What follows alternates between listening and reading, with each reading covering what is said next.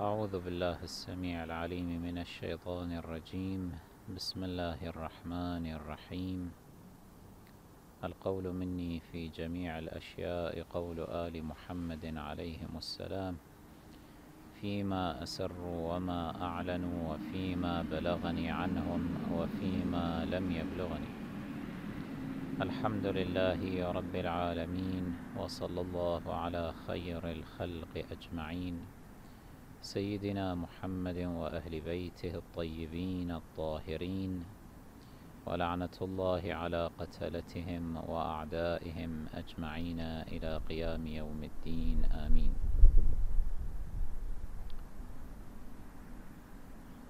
هذا خطاب نوجهه للبواسل الذين يحاربون الإرهاب في العراق. هذه تحية نوجهها لليوث الإسلام والتشيع والرفض. نسأل الله تبارك وتعالى أن يمن عليهم بفتح عاجل ونصر مؤزر يعز الإسلام ويعز التشيع ويعز المؤمنين، ويكون لهذا البلد الجريح فخرا يسجل في تاريخه بأحرف من نور، وخلاصا من هذا الدم الذي يسفك منذ سنوات على أيدي النواصب والمعادين لأهل البيت عليهم السلام، بل المعادين للإنسانية أجمع. نحن نبدي ارتياحنا الكامل لهذه الجهود التي تبذل هذه الأيام، ولهذه التحشيدات التي يراد منها تحرير المناطق التي سيطرت عليها الجماعات الإرهابية. وبهذا الصدد ارتأينا أن نوجه هذه الكلمة، نوصي إخواننا المؤمنين الذين احتشدوا وتهيأوا للقتال بأن يكون الله تبارك وتعالى نصب أعينهم، وأن يخلصوا النوايا حتى يعجل الله لهم الفتح والنصر.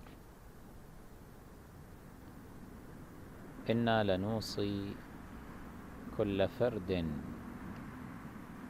من هؤلاء البواسل الأبطال، نوصيهم باستحضار قيم الإسلام وقيم التشيع، وأن يكون الأئمة الأطهار عليهم الصلاة والسلام، ولا سيما أبا الأئمة أمير المؤمنين عليا صلوات الله وسلامه عليه، حاضرا كذلك في نفوسهم وفي أذهانهم، كقدوة لكل من يريد مقاتلة أعداء الله وأعداء الإنسانية،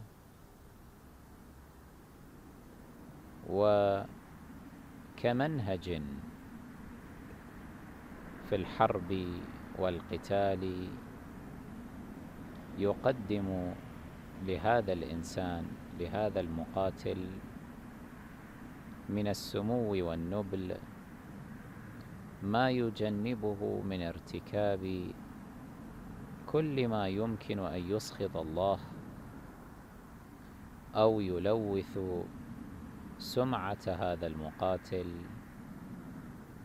في هذه الحروب وهذه المواجهات.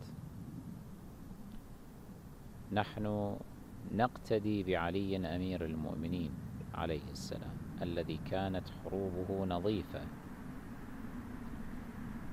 وكان قتاله ملتزما بأعلى مراتب ودرجات السمو والنبل والآداب. إن للحرب في الإسلام آدابا لا ينبغي أن تتجاهل حتى وإن استفزنا العدو. وعلى هذا يكون من نافلة القول إن لا نقبل على أنفسنا أن نمثل أو أن نرتكب كل ما من شأنه تقديم صورة سلبية عنا في مثل هذه المواجهات والحروب. التزموا أيها المؤمنون أيها البواسل، التزموا بآداب الحرب، التزموا بالحرب النظيفة، التزموا بقيم حقوق الإنسان. هذا كله من نافلة القول، وإلا فإنا عالمون بأن أتباع علي عليه الصلاة والسلام أتباع أهل البيت ليسوا كالآخرين، لا يمكن أن يقبلوا بارتكاب أي خروقات في مثل هذه المواجهات، ولئن ارتكبها أحدهم فلا يكون إلا حالة فردية سرعان ما تعالج. ها هنا نقاط أيها الإخوة أحببت أن أوصيكم بها. النقطة الأولى: بايعوا إمامكم أمير المؤمنين عليه السلام كالتزام عملي منكم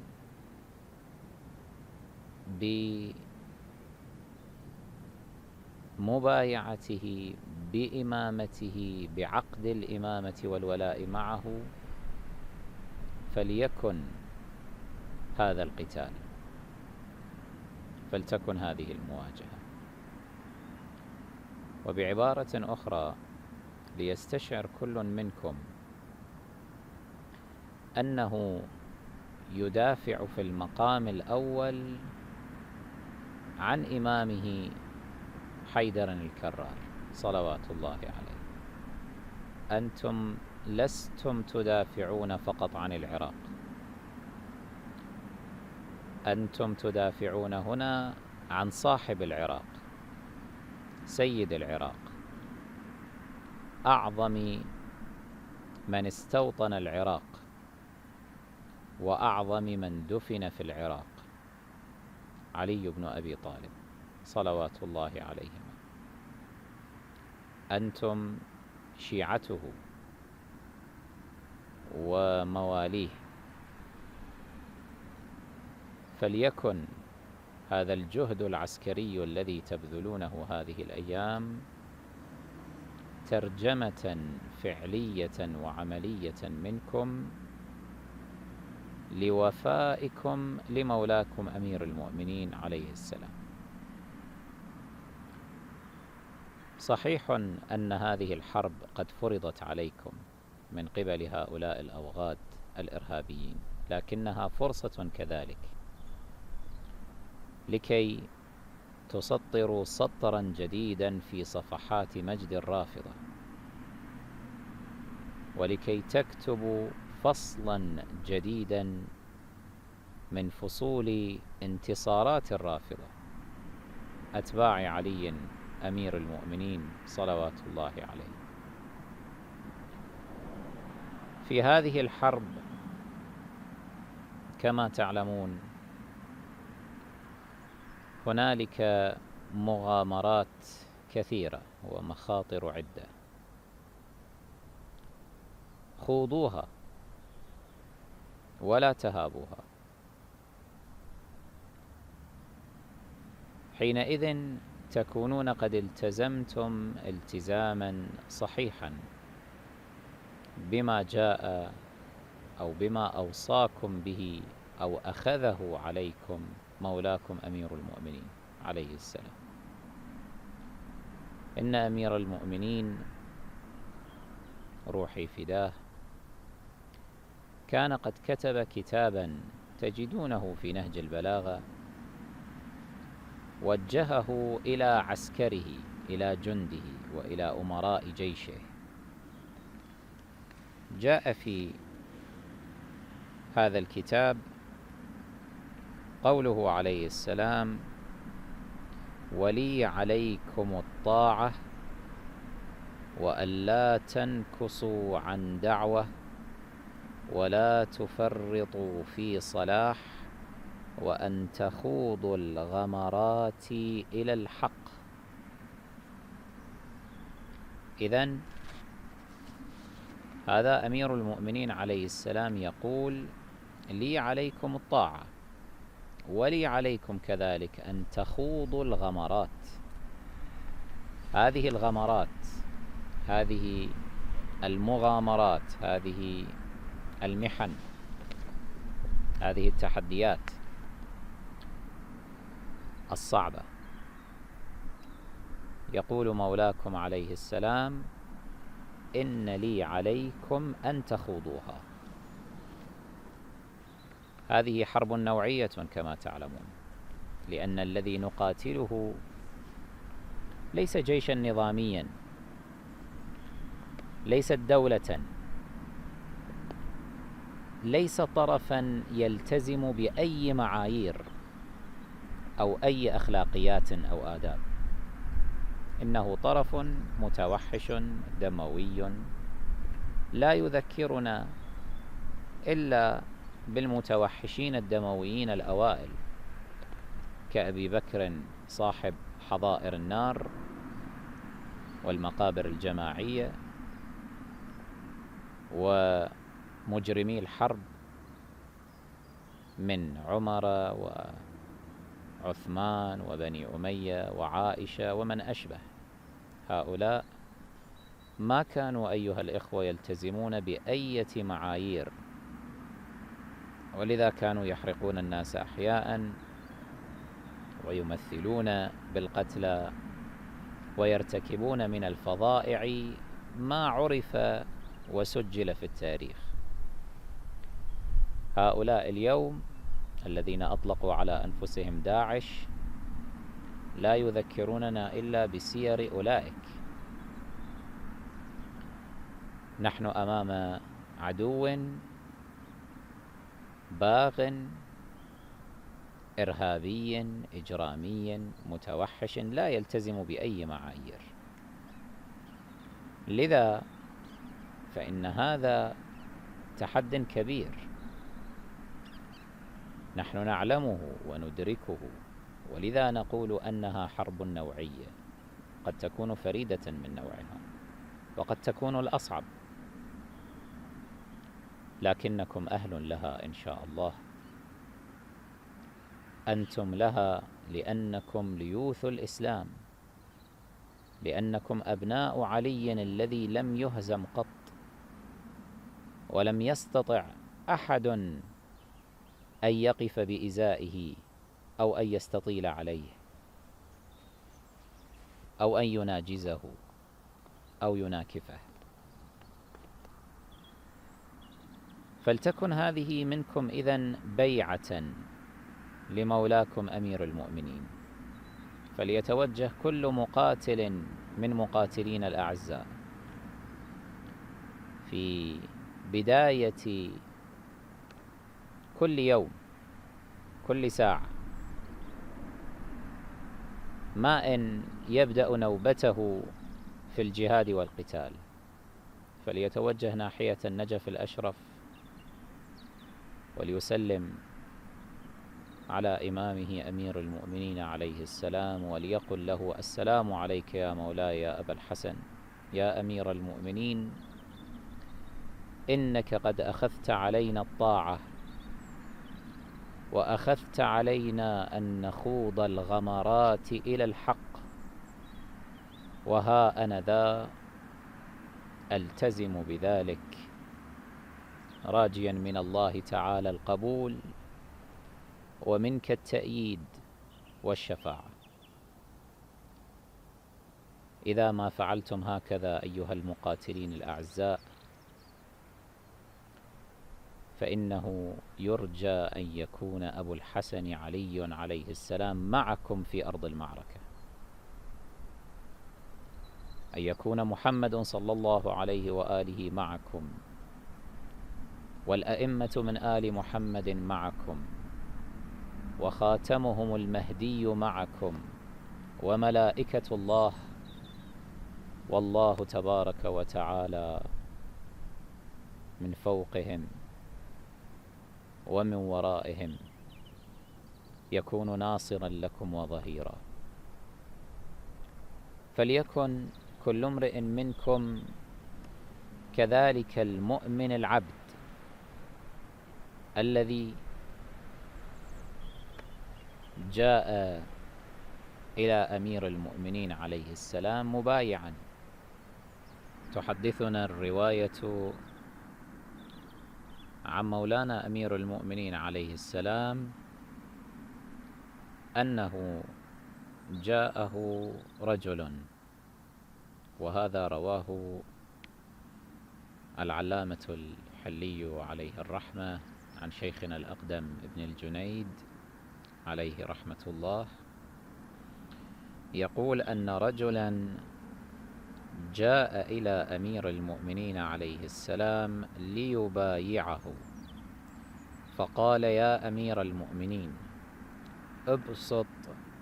ابسط يدك أبايعك على أن أدعو لك بلساني وأنصحك بقلبي، وأنصحك هنا بمعنى أخلص لك، وأنصحك بقلبي وأجاهد معك بيدي. هكذا بايع هذا الرجل أمير المؤمنين عليه السلام، أن يدعو له بلسانه، وأن ينصح له بقلبه، أن يخلص له، يكون مخلصا، وأن يجاهد معه بيده. تقول الرواية أن أمير المؤمنين عليه السلام قال لهذا الرجل: أحر أنت أم عبد؟ فقال: عبد. فصفق يده فبايعه. نحن لعلنا نحتمل في معنى ذيل هذه الرواية أن هذا الشخص بايع أمير المؤمنين عليه السلام على العبودية له، أن يكون له عبدا. ظاهر الرواية أن أمير المؤمنين سأله: أحر أنت أم عبد؟ قال: عبد، والمعنى أنه ليس حرا، وإنما عبد لأحد، لفلان من الناس. ولكن لعل ما يصرفنا عن الأخذ بهذا الظاهر أن نعلم أن الجهاد ساقط عن العبيد من حيث الأصل أو بالعنوان الأولي. أيا كان، لعل من معاني هذه الرواية أن هذا الشخص لم يكتفي بأن يبايع أمير المؤمنين عليه السلام على أن يدعو له بلسانه ويخلص له قلبه، ينصح له قلبه ويجاهد معه بيده، بل لما سأله أمير المؤمنين عليه السلام: أأنت تأتيني هاهنا حرا أم تأتيني عبدا؟ تجعل نفسك في مقام العبودية، تستعبد نفسك لمولاك الإمام. فاختار الرجل أن يكون عبدا لعلي صلوات الله عليه. وما أعظم هذه العبودية وما أحلاها. هذه هي العبودية الوحيدة التي لا تخدش في كرامة المرء، أن تكون عبدا لله، عبدا لمحمد صلى الله عليه وآله رسول الله، عبدا لعلي ولي الله صلوات الله عليه. إذا كان ولي الله هذا هو نفسه القائل إني عبد من عبيد محمد، فكيف بي وبك؟ أقول يا من تحمل السلاح اليوم وتدافع عن بلدك وتدافع عن أمتك وتدافع عن مقدساتك وتدافع عن نبيك وآل نبيك، يا من تدافع عن شرف الإسلام والتشيع والرفض، فلتستحضر هذه المعاني السامية في نفسك. يوميا توجه إلى مولاك أمير المؤمنين عليه السلام وبايعه بهذه البيعة. قل أبايعك يا أمير المؤمنين على أن أدعو لك بلساني وأنصح لك بقلبي وأجاهد معك بيدي. هذا مما يعجل النصر لكم إن شاء الله، هذا مما يجعلكم مكتوبين في عداد جند أمير المؤمنين عليه السلام. كونوا كذلك العبد، استعبدوا أنفسكم لإمامكم وذوبوا فيه، وليكن قتالكم كقتال أولئك المخلصين الذين تفانوا في الدفاع عن أمير المؤمنين عليه السلام في الجمل وصفين، شرطة الخميس. وما أدراك ما شرطة الخميس، الذين ما عرفوا للرهبة معنى ولا للخوف معنى، وبايعوا أمير المؤمنين عليه السلام على الموت في سبيل الله، في سبيل الحق، في قتال أولئك البغاة والناكثين والقاسطين والمارقين. كونوا كأولئك، أحيوا هذه السيرة المجيدة العطرة لكي تنالوا الرضوان من الله والعز والفخر إلى الأبد. ثم إن مما نوصيكم به ونخص بالتوصية هنا قياداتكم الميدانية العسكرية، أن إذا أمكن أن لا تبدأ الحرب أو لا تبدأ عمليات الاشتباك إلا بعد الزوال، بعد الظهر، بعد أداء صلاتي الظهر والعصر، فذاك هو المطلوب. لماذا نوصيكم بأن لا تشتبكوا مع العدو قبل هذه الساعة؟ لأن الروايات الشريفة عن أئمتنا الأطهار صلوات الله عليهم بيّنت أن هذه هي ساعة النصر، ساعة الرحمة. تقول الرواية عن إمامنا الصادق صلوات الله عليه: كان أمير المؤمنين عليه السلام لا يقاتل حتى تزول الشمس، ويقول: تفتح أبواب السماء وتقبل الرحمة وينزل النصر، ويقول: هو أقرب إلى الليل وأجدر أن يقل القتل ويرجع الطالب ويفلت المنهزم. ذيل هذه الرواية كما ترون ظاهر فيما عرف من صفوة خلق الله محمد وآله عليهم السلام من محاولة تجنب الدم والقتال ما أمكن.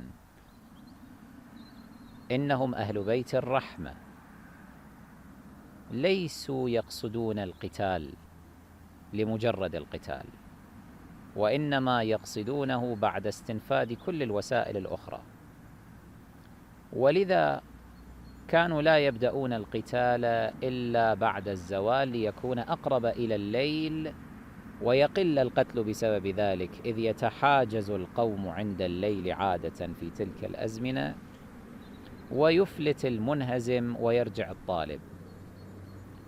لعل أوضاعكم العصرية اليوم ليست كما كانت تلك الأوضاع عليه في تلك العصور، فالليل في هذه الأزمان لم يعد بحاجز عن القتال ولو إجمالا. لكن مهما يكن من أمر ودون تدخل مني في طبيعة الاستراتيجيات العسكرية، إنما أقول إذا أمكن أن يكون من هذه الاستراتيجيات أن يبدأ القتال أو لا يبدأ إلا بعد الزوال فاعملوا على ذلك. هنالك أمور غيبية نحن قد لا ندركها جيدا. الأمور في هذه الدنيا في هذا العالم كلها بيد الله تبارك وتعالى. قد يتعجل امرئ بالقتال ولا يوافق في تلك الساعة ساعة النصر، ساعة فتح السماء أبوابها ونزول النصر. لما نصنع ذلك؟ نحن قوم مؤمنون بحمد الله، لسنا ملحدين، لسنا كباقي المقاتلين الذين لا يقاتلون عن مبادئ دينية، عن ضمير، عن التزام أخلاقي وشرعي وأدبي. نحن أتباع محمد وآله عليهم السلام، نؤمن بما قاله محمد وآله صلوات الله عليهم. هذا مما قالوه، قاله الصادق عليه السلام، حكاه عن جده أمير المؤمنين عليه السلام أنه لم يكن يقاتل حتى تزول الشمس، ويقول تفتح أبواب السماء وتقبل الرحمة وينزل النصر، هذه ساعة النصر. باغتوا عدوكم إذن، هذا العدو الشانئ باغتوه في هذه الساعة. حاولوا ألا يحتدم القتال إلا في هذه الساعة، لا تطلق صافرة النفير إلا في هذه الساعة. أدوا صلاتي الظهر والعصر ثم انطلقوا بجد وعزم في مواجهة عدوكم، وحينئذ تنتصرون إن شاء الله تعالى.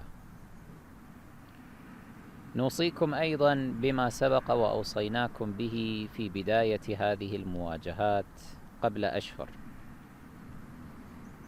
من أن يقرأ كل منكم 6 مرات سورة التوحيد، أي سورة الإخلاص، قل هو الله أحد، 6 مرات تقرأ عن كل جانب لتكون درعا ووقاية وجنة لكم تحميكم إن شاء الله تعالى. يقرأها المقاتل عن أمامه مرة، فالله عز وجل يضرب هنا درعا غيبيا قد لا تنظر إليه أنت، قد لا تستشعر به، قد لا تشعر به أولا، ولكن حين القتال إذا التفت لذلك فإنك تشعر به.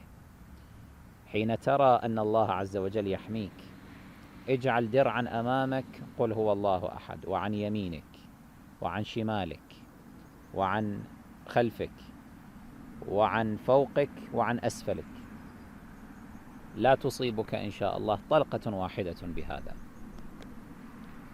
كذلك إذا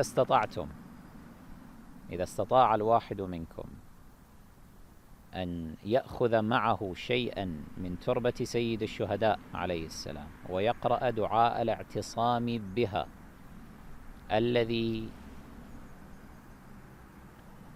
تجدونه كذلك في كتب الأدعية، ومنها كتاب الدعاء الشهير مفاتيح الجنان،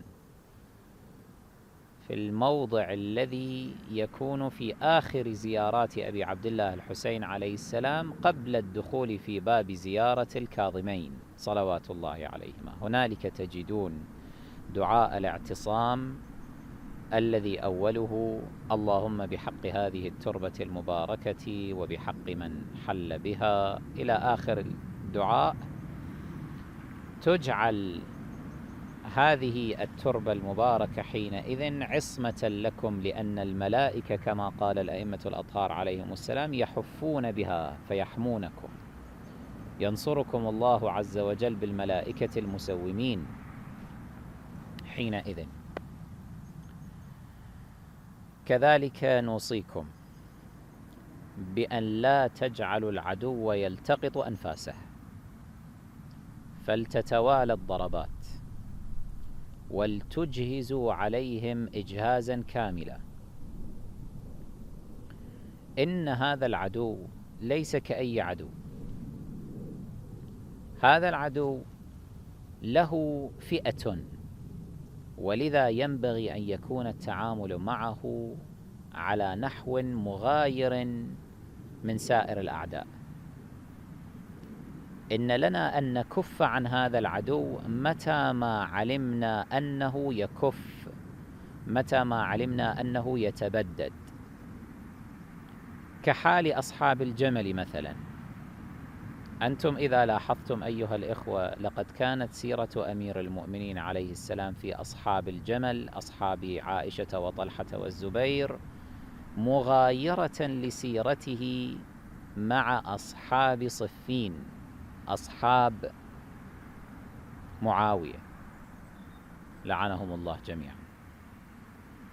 كان أمير المؤمنين عليه السلام مثلا في الجمل إذا ما رأى أحدا يدبر يترك القتال فإنه كان يأمر بتركه لكي يهرب، في حين في صفين إذا ما رأى أحدا يهرب يفر من العدو كان يأمر بقتله. ما هو السبب في هذا التغير؟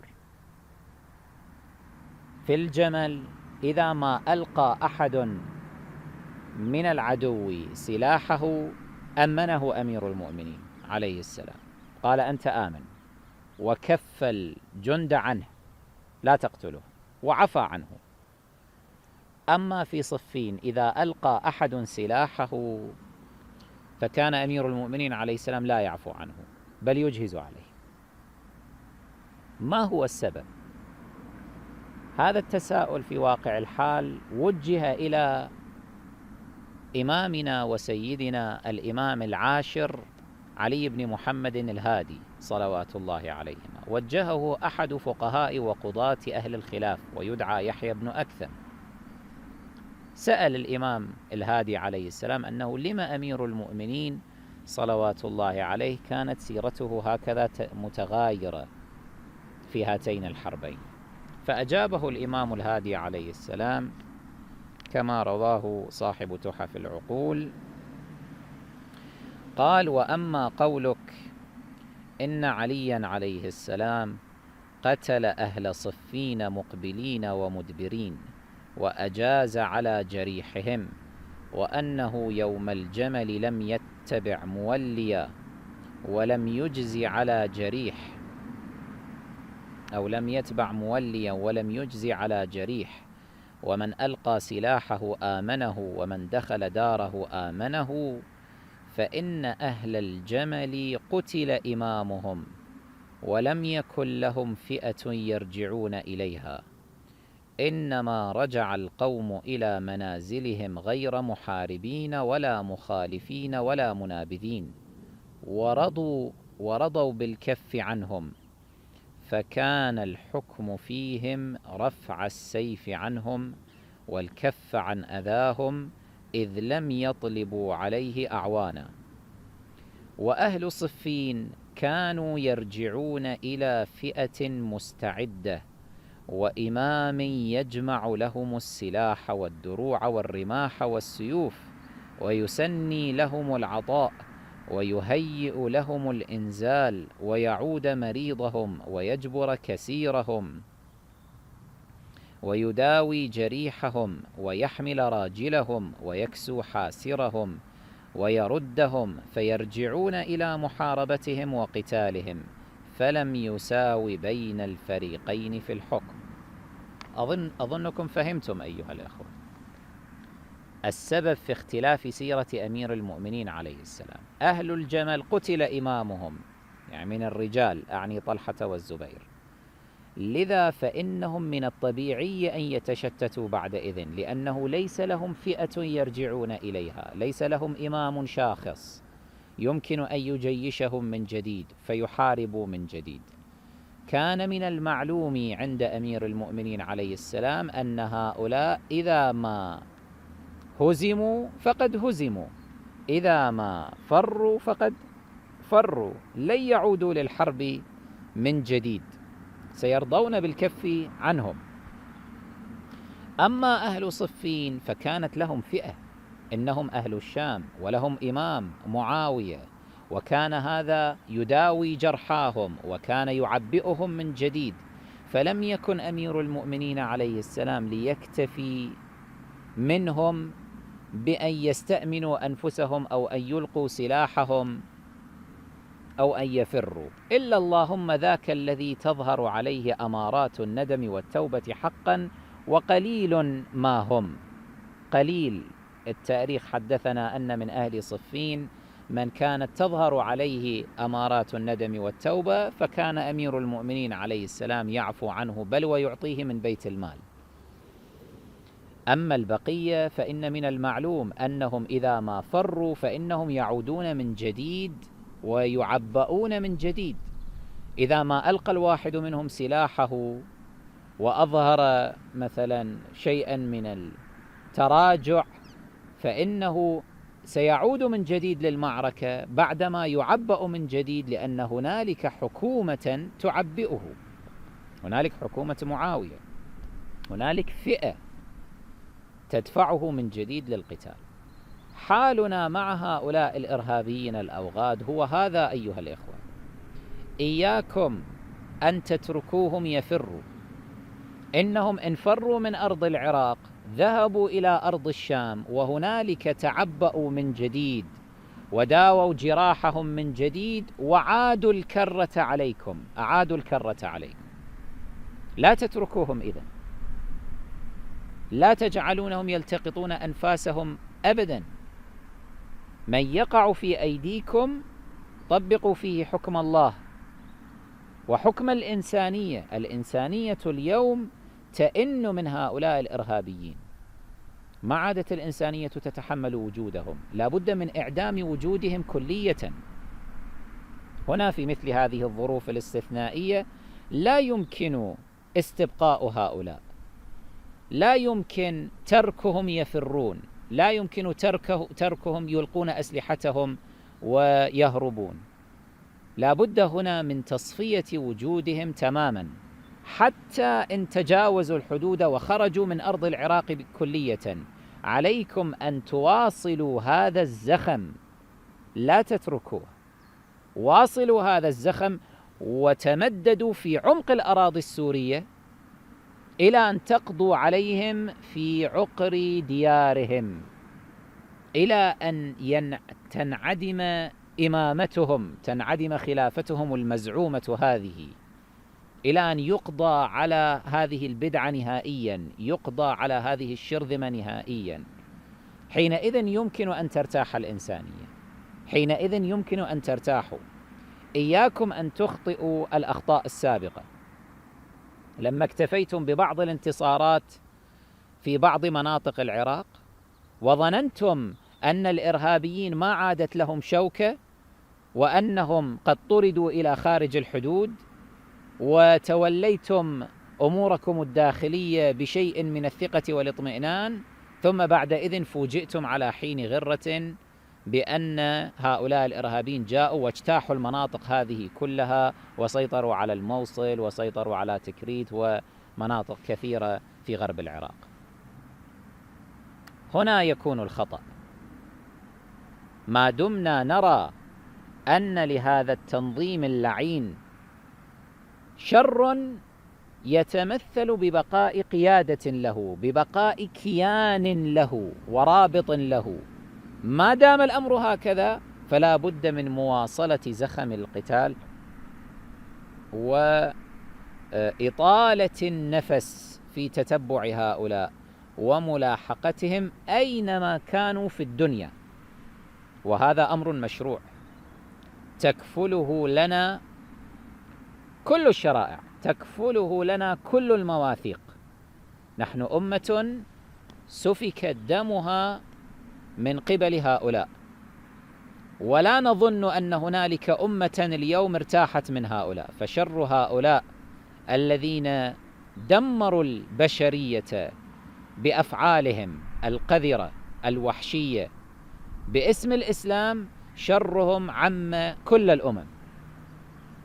إن كل الأمم الحرة اليوم والأمم التي تلتزم بالمثل والأخلاق الإنسانية لا يمكنها أن تقف أمام أي جهد صادق مبذول لتبديد الوجود الإرهابي على الأرض.